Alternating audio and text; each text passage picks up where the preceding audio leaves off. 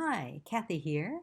This video will show you how the theory behind the color wheel translates into working with the actual pigments you may have in your studio. Many of you will have mixed a color wheel in an elementary school art class, probably using a watercolor set where the primary pigments have been carefully chosen to yield bright saturated secondaries. But now you're using paints you may have bought from the class supply list or which may be left over from a friend or a relative's old set. You may already have noticed that there are many reds, yellows, and blues for sale, and you may have more than one of each of those supposed primaries, and that's perfect.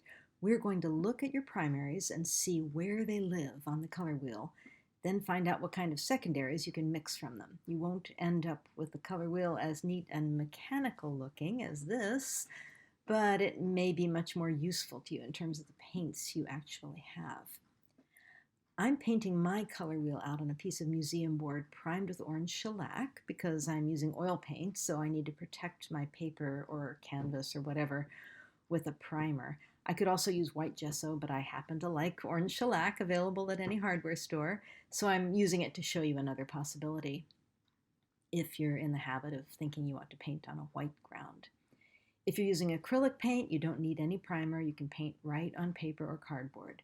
But a primer helps keep the paint from soaking into your support, and you may prefer that feeling of the paint sitting up on the surface.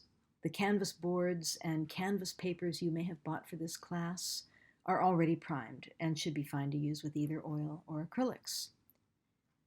So first, make yourself a nice big circle to build your color wheel and label the primaries, which in the subtractive or pigment color system that we're using will be red, yellow, and blue.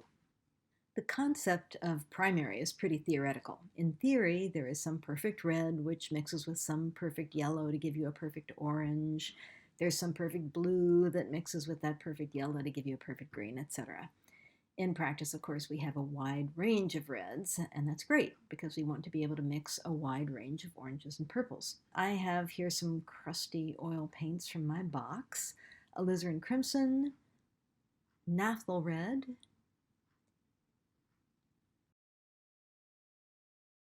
and pyrrole red. I'm starting by putting a dab of each of these colors on my palette, and then we'll move on to putting them on the color wheel. Now these are clearly three different reds. I'm going to say that the alizarin is a sort of a purpley red. The pyrrole red on the right is an oranger sort of red, and the naphthol red I'm going to put right smack dab in the middle. Let's add a little bit of paint thinner with the palette knife to the alizarin crimson, just to make it a little bit more paintable. And I try to do everything with my palette knife as opposed to my brush because that keeps my brushes a lot cleaner. I'm now gonna make sure my brush is clean as a whistle, dip it in there and paint it on a little bit to the left of the place I've marked for red because I think it's a little bit of a purpley red, and you'll see I'm just making a little spot kind of near the outside edge of my color wheel.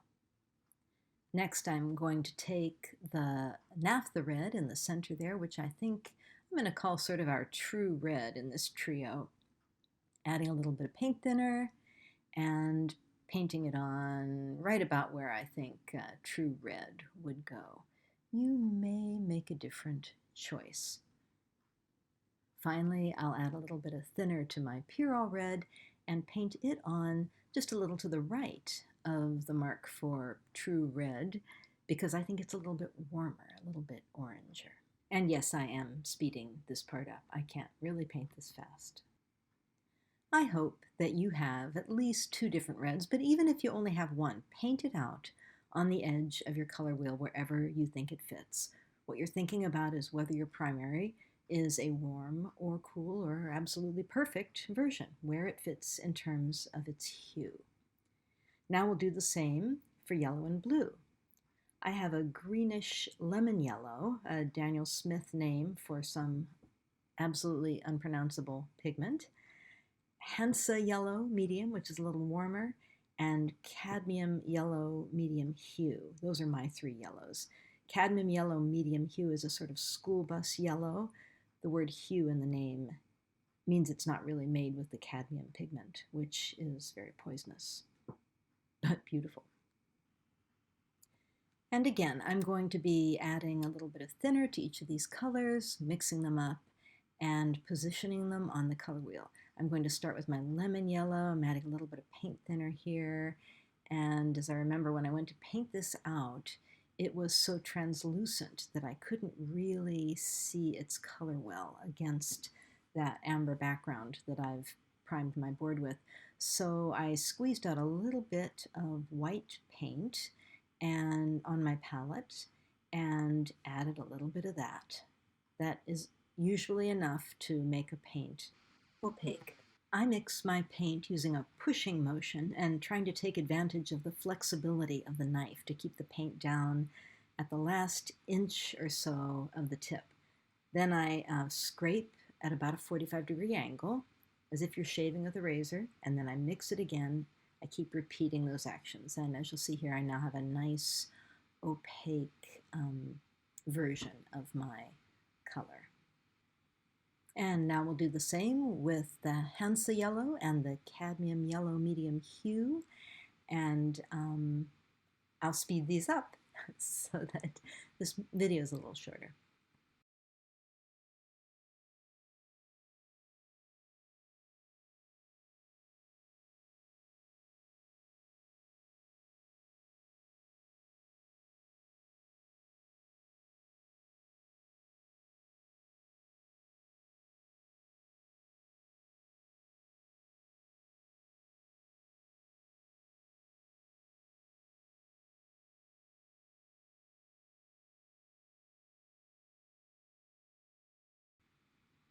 Now let's do the same for blue.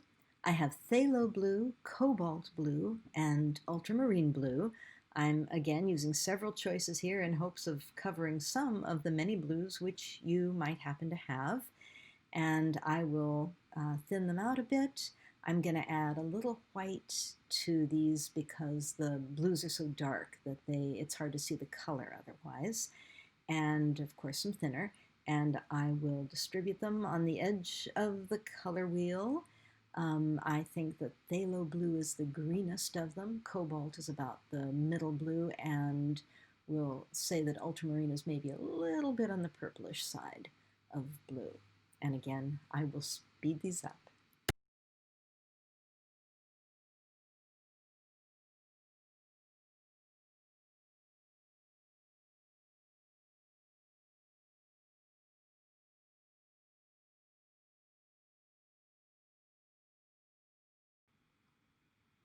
I would like you to label the pigments that you have put on your color wheel. You may have the same pigments that I do, or they may be wildly different. Your pigment may be called anything from true blue to phthalocyanin. Whatever you want to use to identify it, whatever's on the tube probably, or the jar if you're using acrylics, please label that on your color wheel. Someday, if you get new primary pigments, different ones, you may wish to add those to the wheel. You may wish to put them in between some of these that you've painted out now, or add them down at the warm end or the cool end, depending on where you think they go. And I'm just going to remind you that my three reds from left to right, from cool to warm, were alizarin crimson, naphtha red, and pyrrole red. My three yellows there that I'm labeling are cadmium yellow medium hue, Hansa yellow medium, and lemon yellow. And the three blues that I'm labeling are on the purple side, they're up at the top, ultramarine blue, in the center, cobalt blue, and on the greenish side, phthalo or phthalocyanin blue. Let's see now how the color wheel works to predict which mixes will give us saturated secondaries. Say we're mixing oranges. Let's draw a line across the color wheel from our cadmium yellow medium hue to our pyrrole red. See how short that line is? An orange mixed from those two colors is quite close to the edge of the wheel, close to spectral purity. But if you mix an orange from alizarin crimson and lemon yellow, you can see that it's going to be a lot closer to the center of the wheel. So let's mix those two oranges and paint them on. First, we'll mix the one that our color wheel predicts would be a little bit more saturated, the Purell Red and Cadmium Yellow Medium. We're going to mix that one on, and we're going to paint it into its spot on that line.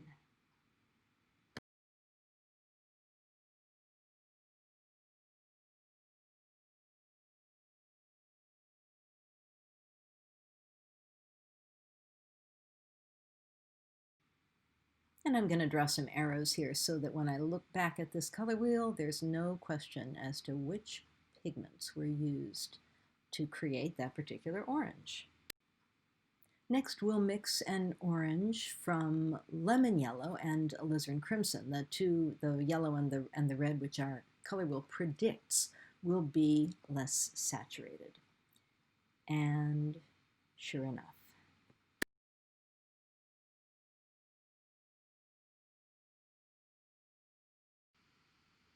Again, let's draw some lines from the pigments that we actually use to mix this orange so that when we look back at this someday, there's no question as to how to get that orange again.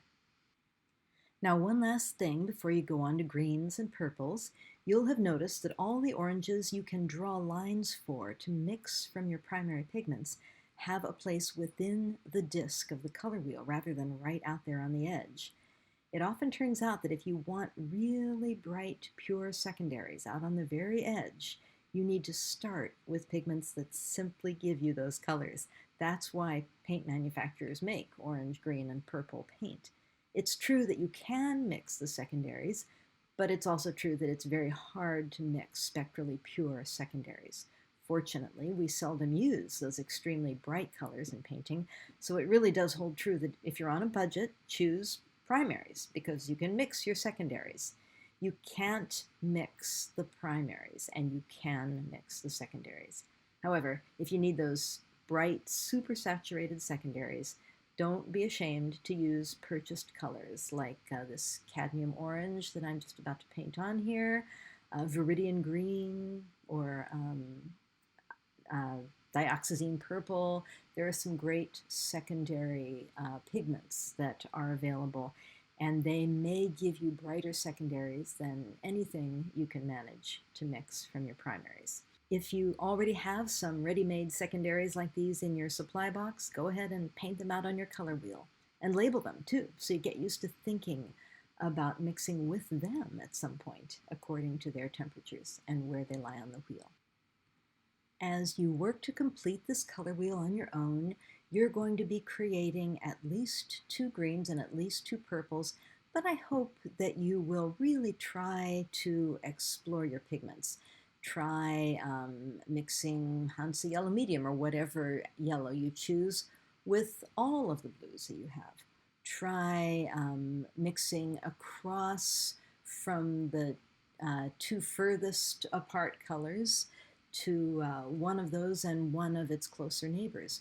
Remember that the closer you get to the neutral center, the browner your colors are going to look. And eventually, of course, if you mix 2 perfect complements, you ideally would get a neutral. But try mixing across to get the brightest, most saturated ones you can, and then to get the more interesting and broken ones. Maybe try to predict beforehand with a pencil like this where your colors will lie. And don't forget, of course, that you can mix yellower greens or bluer greens, right? You can change the proportion. Pay attention to how strong the different pigments are and how much yellow, for example, it might take to hold its own against a little bit of a very powerful color like phthalo blue. Have some fun getting to explore your pigments. Don't forget to label everything that you put on there. And please do try out a few of your different brush profiles on this little exercise too, so that you can begin to develop your taste in brushes while you're at it. Have fun, and I look forward to seeing your color wheels.